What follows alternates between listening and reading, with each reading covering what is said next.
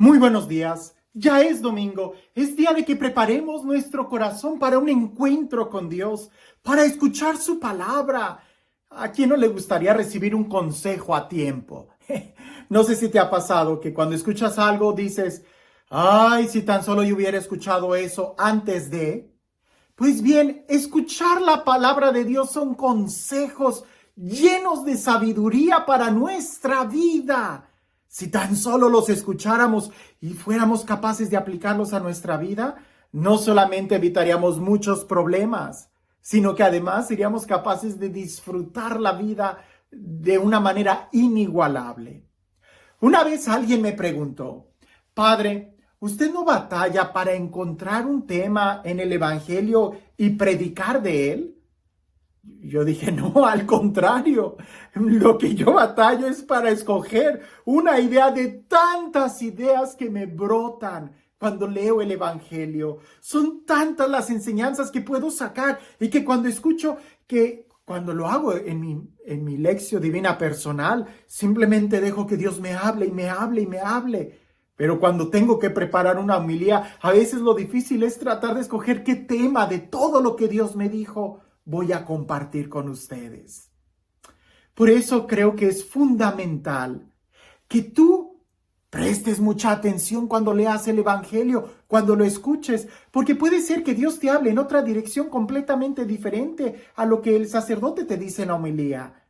Pero si no meditamos y si no escuchamos nada, no hombre, ni aunque el sacerdote te gritara, seríamos capaces de escuchar lo que Dios quiere decirnos. Por eso te invito a que en este domingo prepares tu corazón, porque seguramente, y no me equivoco, Dios quiere hablar a tu corazón. Escuchémoslo. Dice el Evangelio así. Al enterarse Jesús de que Juan había sido arrestado, se retiró a Galilea y dejando el pueblo de Nazaret, se fue a vivir a Cafarnaúm, junto al lago en el territorio de Zabulón y Neftalí, para que así se cumpliera lo que había anunciado el profeta Isaías. Tierra de Zabulón y Neftalí, camino del mar, al otro lado del Jordán, Galilea de los paganos. El pueblo que habitaba en tinieblas vio una gran luz. Sobre los que vivían en sombras, una luz resplandeció. Desde entonces comenzó Jesús a predicar diciendo, conviértanse, porque ya está cerca el reino de los cielos. Una vez que Jesús caminaba por la ribera del mar de Galilea, vio a dos hermanos, Simón, llamado después Pedro, y Andrés, los cuales estaban echando las redes al mar porque eran pescadores. Jesús les dijo, síganme, y los haré pescadores de hombres. Ellos inmediatamente dejaron las redes y los siguieron. Pasando más adelante vio a otros dos hermanos, Santiago y Juan, hijos de Zebedeo, que estaban con su padre en la barca, remendando las redes, y los llamó también. Ellos, dejando enseguida la barca y a su padre, los siguieron. Andaba por toda Galilea, enseñando en las sinagogas y proclamando la buena nueva del reino de Dios y curando a la gente de toda enfermedad y dolencia. Cada renglón de este evangelio tiene toda una carga de ideas. Lo primero que yo meditaba y que quiero que nos detengamos un poco es en esa fuerte idea que cuando Jesús se entera que Juan el Bautista fue apresado, ¿qué hizo Jesús? ¿Ponerse a llorar? ¿Se deprimió? ¿Fue y se encerró en su casa? A ver, Juan el Bautista era el precursor de Jesús. Juan el Bautista era el que iba adelante de Jesús preparándole el camino. Juan el Bautista es el que lo señalaba diciendo, ¡he ahí el Cordero! Juan el Bautista era una pieza clave, importante en el ministerio de Jesús, porque era el que iba adelante anunciando el que venía atrás de él. Cuando Jesús se entera que Juan el Bautista es apresado, es encarcelado, pues claro que debió de haber sido una noticia muy fuerte para él. Pero esa noticia, esa mala noticia, ese reto, esa dificultad, ese momento que pudiéramos decir dramático, lo único que provocó en Jesús es a trabajar, a salir y a anunciar. Y justamente la prédica de Jesús, que no es realmente una continuación de la de Juan el Bautista, es nueva, pero sí lleva la misma carga. Conviértanse que el reino de Dios está aquí. Oye, cualquiera hubiera dicho, si a Juan de Bautista lo metieron a la cárcel por predicar eso, pues cállate, no digas eso. Jesús fue y predicó. Mira, y es ahí donde yo reflexiono y te comparto esto. Si te ayuda, tómalo. En mi vida, yo he tenido muchas dificultades. Muchas de ellas porque yo me he metido y he cometido errores, por distracción o por lo que tú quieras. Pero si algo he aprendido, es de que precisamente las dificultades han sido lo que me han hecho crecer. Te puedo decir muchos ejemplos desde cuando llegué a este país, desde que empecé a predicar en otro idioma que no era el mío, desde que empecé a administrar una parroquia y muchos retos. Pero te platico uno. Cuando yo empecé a grabar estos videos en Facebook y en YouTube, era porque sencillamente no podía predicar. Y yo decía, ¿qué hago?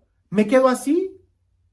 Ahora sí que, como decían en el seminario, modus vivendi, haciendo nada. No, yo fui llamado a predicar el evangelio.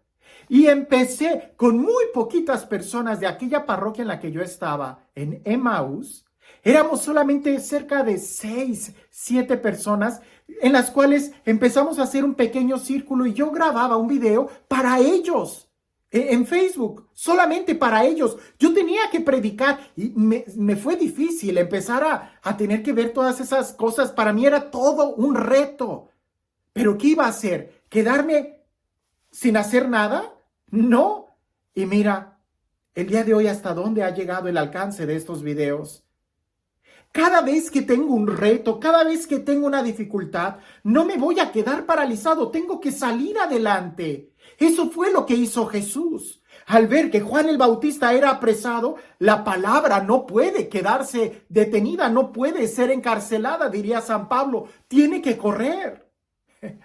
Yo sé que me he equivocado innumerables veces. Esta semana pasada salió un video equivocado, la numeración de otro video que no era, se subió un video en lugar de otro con otro tema diferente. Errores míos. ¿Por qué? Porque tengo mucho trabajo y lo he dicho muchas veces, mi prioridad es la parroquia, no los videos que hago. Pero me equivoqué y me vuelvo a equivocar y me vuelvo a equivocar. ¿Y qué voy a hacer? ¿Aventar la toalla y decir, ay, pues ya no grabo? No, al contrario. Seguir adelante y seguir luchando y seguir y que el evangelio crezca. ¿No fue eso lo que Jesús hizo? Dice el evangelio bien claro que cuando él se enteró que Juan el Bautista había sido retirado, había sido apresado, Jesús se retiró a Galilea. Él dejó Nazaret no para irse a Jerusalén, donde todo estaba muy bien, donde era la capital de la fe. Se fue al pueblo de Cafarnaúm, al territorio de Zebulón y Neftalí.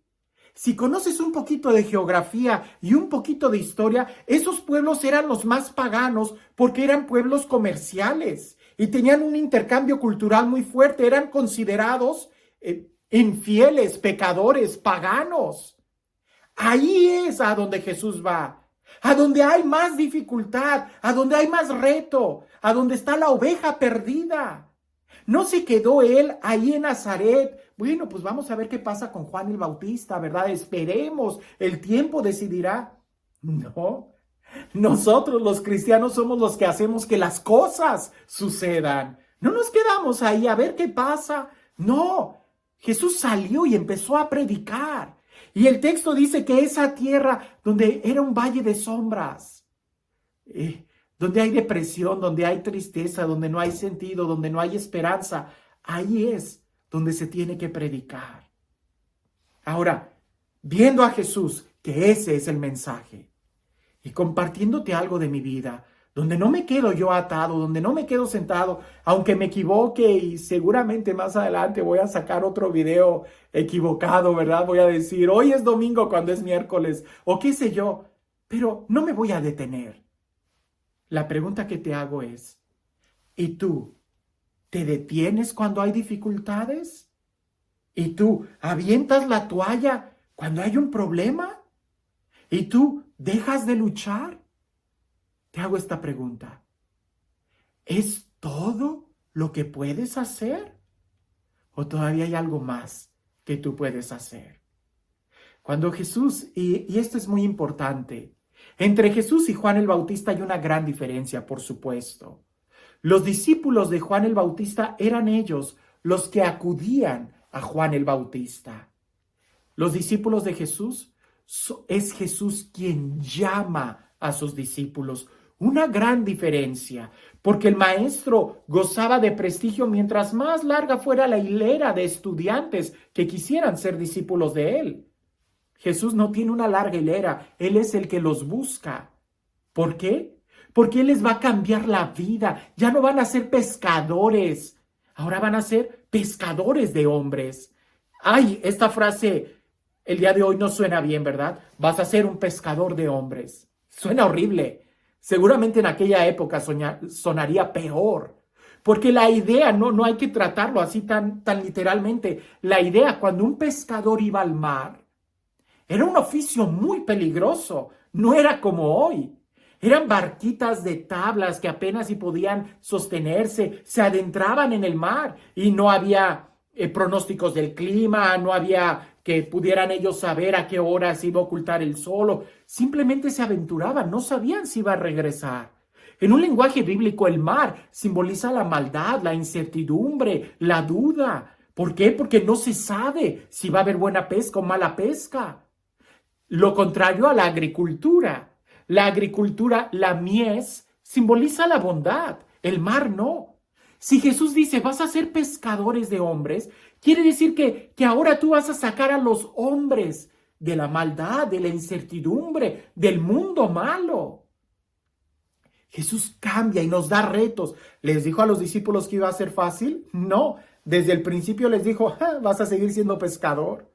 Vas a seguir entrando en corrientes, en tempestades, en mares.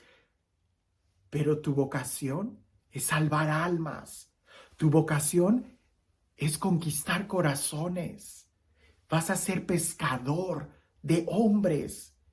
Vas a darles sueños, libertad. Los vas a llevar a la tierra prometida. Pero es en el mar. Va a ser difícil. Hermano, cualquier sueño que haya en tu corazón, claro que va a ser difícil. Y mientras más difícil, más va a valer la pena. Es como, mientras más alto quieras escalar, más te vas a tener que esforzar. Si Dios te ha puesto un sueño grande en tu corazón, no dejes de luchar. Cuando metan a la cárcel a Juan el Bautista, cuando veas que las cosas están más difíciles, con más ganas hay que trabajar. Porque como dijo Jesús, el reino de Dios está cerca. ¿Y tú lo estás dando todo? ¿Todavía puedes darlo más? Por favor, escucha este evangelio, porque es Jesús el que nos llama. Y si Él nos llama, Él nos capacita para la misión que nos encomienda. Y si tú tienes una misión en tu vida, ya sea como mamá, ya sea como maestro, como padre de familia, ya sea en tu trabajo, en tu negocio, ya sea en la iglesia, ya sea predicando el evangelio, mira, de que nos vamos a equivocar, de que vamos a cometer errores, los vamos a cometer, de que va a estar difícil, de que nos van a criticar, de que poco falta para que nos empiecen a meter a la cárcel. Ya hay varios hermanos sacerdotes, obispos, lo vemos en Latinoamérica, cómo los han metido a la cárcel por predicar el evangelio. Pero, ¿qué? ¿Eso nos va a detener? ¿Eso me va a detener a alcanzar mis sueños? Seguro que no. Y espero que a ti tampoco.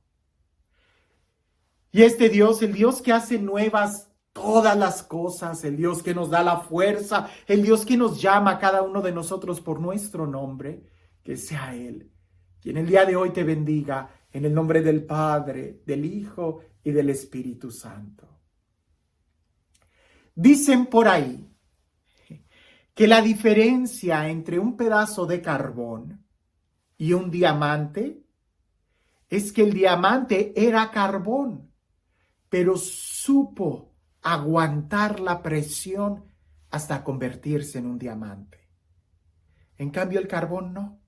El carbón simplemente se quemó y no logró aguantar la presión. El carbón, pues, ni con qué compararlo. Entre un pedazo de carbón y un diamante, es mucho más valioso el diamante.